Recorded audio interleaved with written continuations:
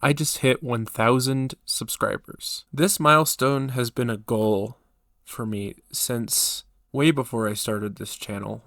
Basically, my entire life, I've looked up to channels with over 1,000 subscribers and wanted to be like that. And as accomplished as it feels to have 1,000 subscribers, to see that abbreviation of a K instead of the actual number, there is no true milestone at which you become a YouTuber. I've realized that the reason this channel has been so much more successful than any of the other channels that I've attempted to make in the past is because I didn't make it to just try and get 1,000 or 10,000 subscribers. I didn't put high expectations on myself to get some specific number. I just started making videos because it was fun. And I feel the same way about science fair.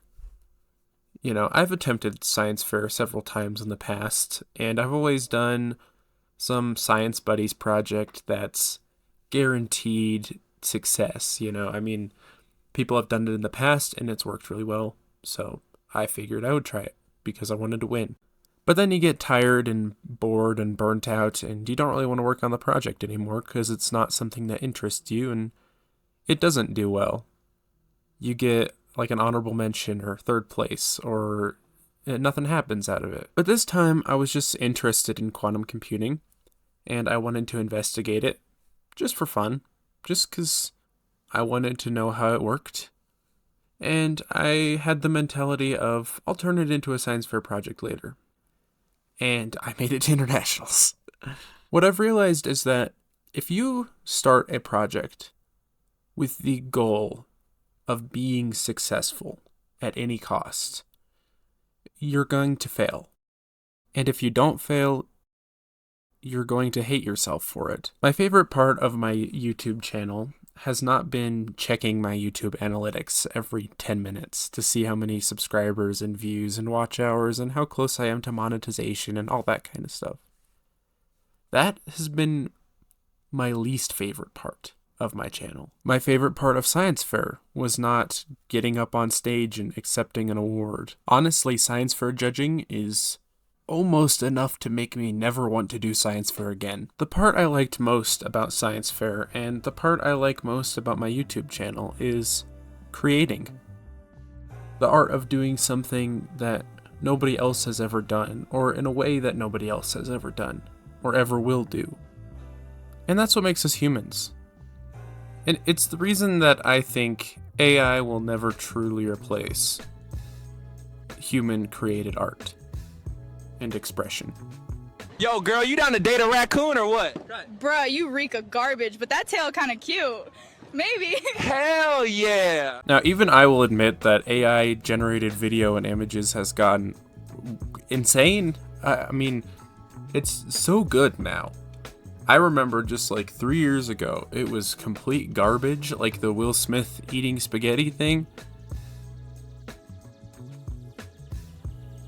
It looks like an actual thing now.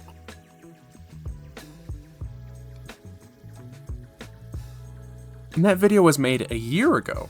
Do you know how much AI video has improved in the past year? While you and I can still obviously tell when a video is made by AI, there are a lot of people, especially like your media literate grandma, who cannot tell a single difference between video that was created by AI and real footage. And that's just video.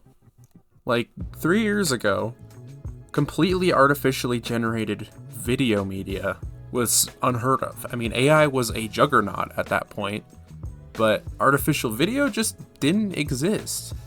So if AI video has improved this much over the past 3 years, imagine how, I mean, you can't even imagine how good artificial images have become.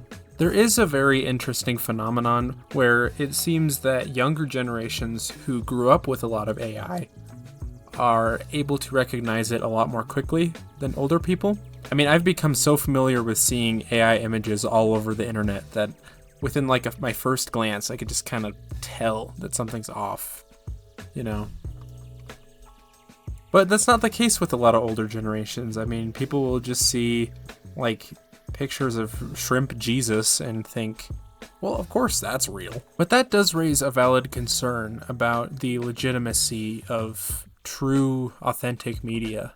At the moment, I would say the vast majority of people can recognize when something has been AI generated, but will that always be the case in the future? As the technology improves, do we need to be worried about artificial intelligence? And I'm not talking about, like, Terminator coming back from the future to wipe out all of humanity. I'll be back. One of the biggest concerns with artificial intelligence at the moment has to do with the fact that most AI companies blatantly steal and rip off artists' work without their permission to train their AI models. Because the technology is so new, the laws regarding copyright around it are pretty gray areas. However, this is really more of a problem with the current state of the copyright law system, and I don't believe that it's a major threat in the long term. We are already beginning to see more and more lawmakers and governments pass laws regarding the usage and training of AI models. No, the true threat of artificially generated media is artistic expression.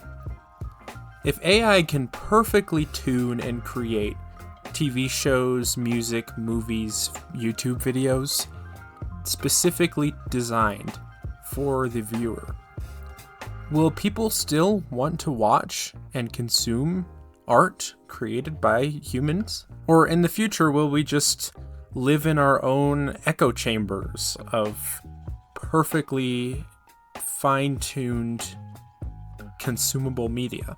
Meanwhile, will the millions of people who make a living creating transformative art lose their jobs? And you've probably worried about this yourself. You know, is AI coming for your job? I know I've kind of pondered whether or not AI could replace my YouTube videos in the future. But the thing is, none of these concerns are new or unique to AI. When photography first appeared in the mid-1800s, it was met with the same skepticism and fears that plague modern AI. I mean, for thousands of years, you would have had to hire somebody to spend hours or even days creating a portrait of yourself. And this was not a luxury most people could afford, which is why there are not very many surviving portrait paintings besides famous people and kings. But here comes along a technology that can almost instantaneously take an exact replica of what you look like, down to the wrinkles on your face, with zero mistake or zero artistic interpretation, and for a fraction of the cost and effort. Now, this created a lot of panic among the art community. People debated whether or not photographs were true representations of reality or lacked artistic authenticity. Painters and illustrators worried they'd be replaced by the new technology and lose their jobs. And of course, there was a lot of religious and superstitious anxieties because this was the 1830s. So people thought photography was witchcraft. Now, while we did later discover that photography is indeed powered by witchcraft, no, I'm just kidding. The truth is that while the art of portrait painting has mostly died out since the 1800s, I mean, it hasn't disappeared entirely, but it has definitely been superseded by other forms of media. Artists and illustrators realized that whether they liked it or not, photography was here to stay, and they either had to adapt or be kicked off the curb. A good amount of portrait painters actually became photographers once it became more affordable and widespread. The ones who were no longer constrained to producing photographic realism but still wanted to paint were allowed to explore other directions with this new freedom, including Impressionism, Cubism, Surrealism. It completely transformed art and gave way to a lot of new interesting ideas and perspectives. Photography did not kill art, as many had feared. It instead freed artists up to explore new paths and opportunities that they may not have otherwise had the chance to. Photography is a tool.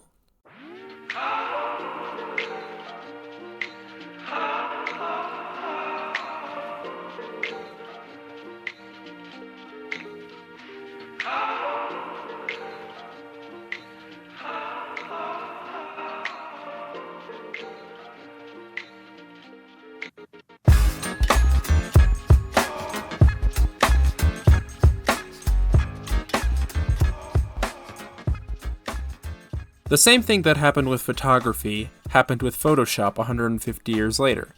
And that same thing is happening today with artificial intelligence. AI is not going to kill art.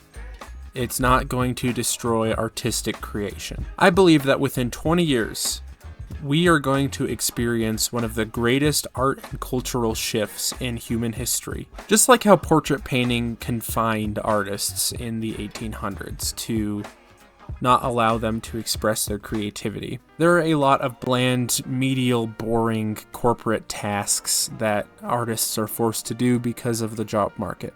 A lot of tasks that can be replaced entirely by AI, allowing them to not just lose their jobs, but pursue other forms of media and potentially invent new ones. I'm not going to pretend to know what the future will hold in terms of media or content consumption. Maybe it'll be some weird AI thing. Maybe it'll be a VR thing. Maybe we'll all be watching live 3D reenactments created by AI on Meta's Smart Glasses 3000s. All I know is that, as easy as it is to worry about the future, we need to remember that we are in control. Corporations may replace human artists and try to destroy our artistic integrity, but the urge and desire to create is ingrained so deeply within all of us that we aren't about to just give it up without a fight. If there's one thing I want you to take away from this video, it's that sometimes the solution is the problem. When I first hit 1,000 subscribers, my first reaction was disappointment. I felt like I was no longer allowed to make the kind of videos that I wanted to make, and was instead forced to make exactly what had blown up my channel in the first place, to achieve as much success as possible. But I now realize that that is not the case. Having 1,000 subscribers does not restrict me. In fact, it's the exact opposite. I feel like I now have the freedom to spend multiple days on a much higher quality, longer video, and not have the constant fear in the back of my head that nobody will see it. Because of all of you who support me and watch my videos. And I just want to say thank you for that. I would not have been able to make it nearly as far as I have without the support of my 1,207 subscribers. The funny thing is, I started this video 3 days ago as a 1,000 subscriber special, but since then I have gained an additional 200 subscribers. That's awesome. I can't believe that 1,200 people liked my nerdy little Vsauce videos enough to actually subscribe to me and tune in to my new releases and join my Discord. I mean, how do we already have 13 people on there? That's kind of a lot for a Discord I started, a week ago? It seriously means a lot to me though. And like I said at the start of the video, 1,000 subscribers has always kind of been a major milestone for me. And it's just kind of surreal that I've actually reached that.